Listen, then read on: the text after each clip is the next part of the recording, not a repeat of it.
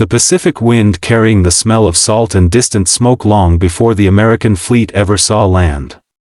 It's early 1944, and the transports carrying the U.S. Marines of the 2nd and 4th Divisions rumble forward across the rolling waves. Soldiers line the rails in silent rows, gripping their M1 Garands and bars, helmets pulled tight. Their destination, Saipan, the island that could open the road to the Japanese homeland, the deck trembles beneath their boots. The ocean seems too calm for what awaits. Private Sam Delaney stares at the shadow of land rising on the horizon, barely a smudge against morning light. "Why do they hate fighting us so much?" he asks, voice low but uneasy. Corporal Davis doesn't look at him, he just keeps watching the waves. "Because we don't break, kid, and they know it." Below deck, Marines whisper over maps, check their gear again and again, some writing letters, others closing their eyes as if searching for strength. At the same moment, deep inland on Saipan, Captain Hiroshi Tanaka of the Japanese 136th Infantry Regiment stands beneath a banyan tree, speaking solemnly to his men. He tells them the truth: the Marines are not like other American troops, they are disciplined, relentless, unforgiving in battle. His soldiers bow, their faces calm, but fear hides behind the stillness. Night before the invasion, the carriers hum with deadly purpose. F-6F Hellcats, SBD Dauntless dive bombers, and TBF Avengers sit in tight formation across the flight decks like steel predators waiting to be unleashed. Lieutenant Frank Harris, a young pilot, runs a gloved hand along his canopy, tapping it twice, his ritual before every mission. "Let's give the boys on those boats a chance," he murmurs. At dawn the sky becomes alive with engines. The air war starts with a roar as American planes sweep toward the island.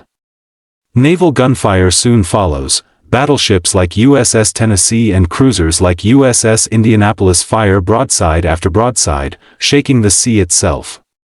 But even under the furious bombardment, something feels wrong. The Japanese guns stay unusually silent. The Marines can feel it, it's like the island is holding its breath. Landing craft crash through the waves toward the beaches. Their engines growl above the sounds of distant explosions. When the ramps drop, chaos explodes instantly, rifle fire snapping from hidden ridges, mortars splashing water into geysers around the LCVPs. Marines push forward through waist-deep surf, some dragging wounded comrades, others diving behind sand mounds, searching for targets that never fully reveal themselves. Where the hell are they?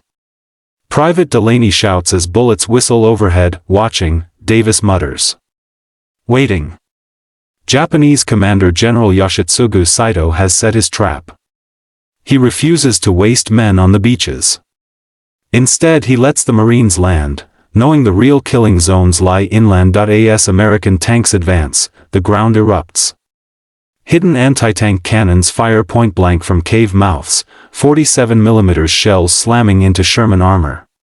Caves and tunnels form a labyrinth that even the bombardment couldn't penetrate. Inside one cave, Sergeant Nakamura waits until American armor rolls past before giving the order. The shot that follows ignites a Sherman in seconds. Still, the Marines grind forward.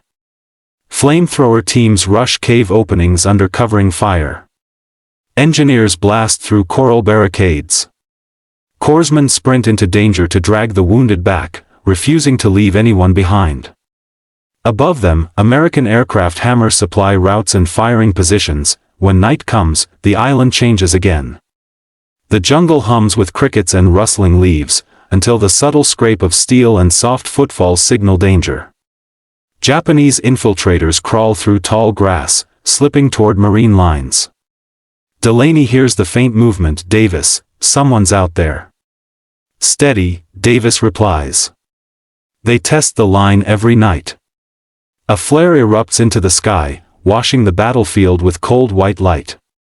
Shadows sprint forward. Marine machine gunners open up, turning night into a storm of muzzle flashes. Japanese soldiers rush with grenades, bayonets, anything they have left. This is why Japanese troops hate facing the Marines. The Americans don't run.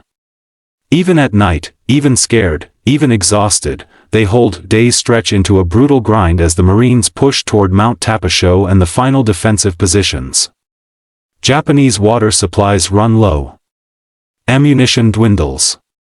Captain Tanaka writes a final letter he knows he may never send, praising his soldiers' bravery while admitting the terrible strength of the American advance. Both sides, worn, wounded, and determined, brace themselves for the coming clash that will decide the fate of Saipan and reshape the Pacific War forever.